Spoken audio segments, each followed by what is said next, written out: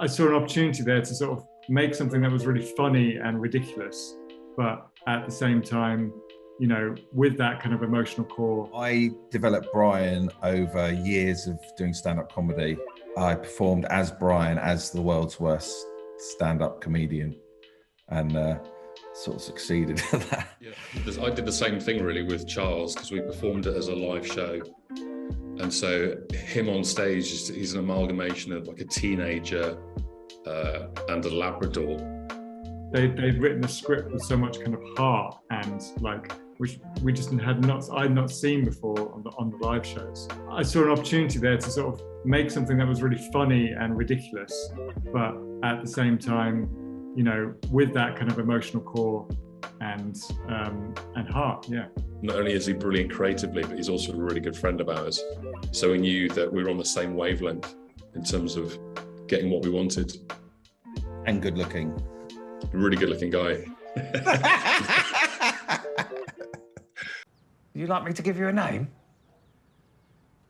Huh? Tony? Oh, we didn't like Tony.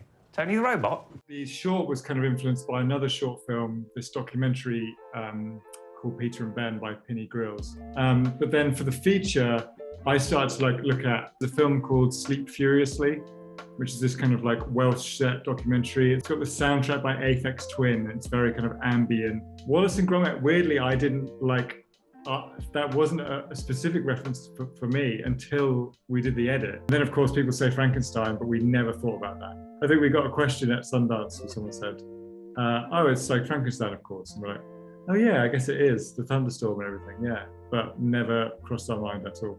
For me, it was just physically, because I can't really see anything inside that costume. So it was a matter of just trying not to smash into things and trying to remain upright. A challenge, but also like, you know, it's part of what makes the film fun, I think, is that kind of cumbersome nature. Mine was just acting full stop, and worrying that there might be too much Brian for 90 minutes, too much to swallow for the audience. We had entire scenes that were just like washed out by torrential rain, where we're like tearing like pages out of the script because we had to like narrow down what we could shoot in a sort of like 2-hour window. Things like lights not even being able to turn up on set on a night shoot, and just having to work around that. Hello, Charles. It's lovely to meet you. The kind of stunt at the end of the film, I sort of forget that a bloke had to be pulled 30 yards back into a truck. I remember sort of being worried for him, and then I enjoyed the round of applause he got afterwards.